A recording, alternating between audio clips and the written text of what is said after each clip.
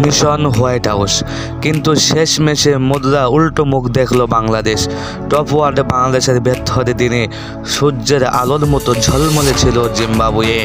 Toss হেরেই bat করতে নেমেই বিপর্যয়ের বাংলাদেশ শিবিরে 9 রানে 2 ওপেনারকে হারিয়ে কণ্ঠাসা শান্তর দল। তামিম সৌম্য কেউ পৌঁছাতে পারেনি 2-এর গড়ে। বিপদ সামাল দিতে তাওহিদ হৃদয় এসে তিনিও 1 রান করে ফিরে যান।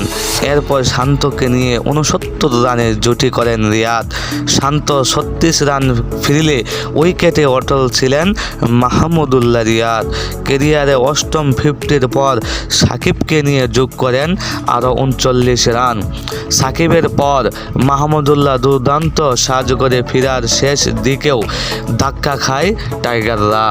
তবে আবারও সেই জাকের আলী বেলকি তার 11 বলে 24 রানের কেমিওতে 157 রানে লড়াই পায় বাংলাদেশ। জবাবে ব্যাট করতে নেমে দুর্দান্ত অনুশোচনা জিম্বাবুয়ের ম্যাচের পুরো আলোটাই কেড়ে নিয়ে বেন ও রাজা।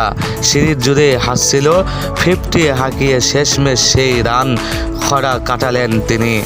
অপরদিকে ব্যাট হাতে বেনেট রীতিমতো শাসন করেছেন বাংলাদেশের বোলারদের। 49 বলে 70 রান করেন। এছাড়াও রাজা অপরাজিত ছিলেন। ফলে 9 বল হাতে রেখেই বিজয়ে হাসি হাসেন জিম্বাবুয়ে।